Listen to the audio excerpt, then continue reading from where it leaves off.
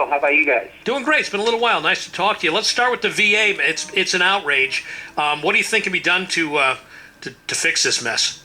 Well, it is an outrage, unacceptable. I've been on the VA for some time about changing their approach because we've increased the funding for the VA by over 20% in the 3 years I've been in the Congress, and that's not getting it done. There's a couple things I think need to be done to help change the approach. The first of which I've been recommending for some time that we've got local doctors in our communities that are competent and can handle a lot of these cases. The VA is generally very coveting as far as giving exceptions to see local doctors. It's not that it's zero. I mean, we have won cases. We do constituent work, casework, where we advocate for our constituents to get treated in their local communities, but it's a case-by-case basis, and generally not more than 10% of those cases are done in local communities. And I've argued, look, if the backlog, if the line is really long, why wouldn't we use competent local doctors to reduce the backlog? Now, what it is encouraging is General Shinseki has said over the weekend that he is going to expand that program. So I appreciate them listening because it just stands to reason. It's just a very practical approach to addressing the veterans' issues. That's number one. Number two is, particularly for our Vietnam veterans, I've been trying to change the law to address the Blue Water Navy veterans who served just offshore, exposed to Agent Orange, knowing that in many cases the water they consumed was purified through reverse osmosis. It made the Agent Orange 10 times more potent. About half of these veterans are already in heaven, and so they don't even have presumed coverage for Agent Orange, like our troopers who served on the ground or in the Riverine Navy. So as I'm trying to change the law, we're working on a case-by-case basis for those Blue Water Navy veterans. And we passed a bill about 2 months ago in the House, waiting on action in the Senate, and we just then last week attached that to the National Defense Policy Bill as well, so we do believe it'll become law, but we're making the Department of the Navy get better organized.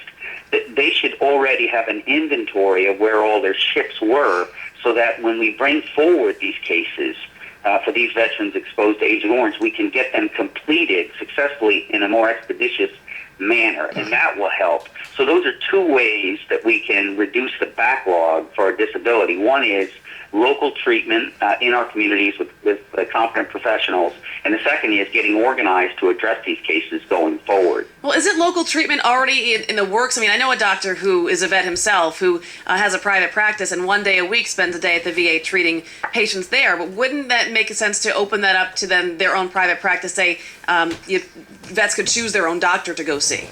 Well, yeah, I mean, that's exactly what I've been advocating for some time. And now keep in mind, as I said, in some cases we do get that. You have some listeners out in Otsego in Delaware County that listen often to WGY, and they'll know that we advocate for some of these veterans because generally speaking, if the veteran is within 2 hours of a VA hospital, their preference is that the individual go directly to the hospital. That's right along about where Otsego and Delaware, where some of these constituents are. And so if they're just inside of that, I have to often work cases where we get exceptions where they can be treated in their local communities. And I have long said that, look, I mean, if we've got competent professionals right in these communities, you're making it a burden on the veterans to have to get transportation to go to the hospital, number one. And number two is you've got backlogs. And it doesn't make any sense when we can get them treated in their local community. So, as I said, about 10% of the budget now goes to pay for those local doctors, and I've been arguing to expand that number, and it looks like the administration is listening, which I do appreciate. So do you think people should be fired here? Is there gross incompetence or just the demand of having so many soldiers? Well, I'll tell you, we are still going through the investigation. There's an investigation, there's at least two that I know of. One that's being done by the VA, and they're working their way through that, and one on in the Congress.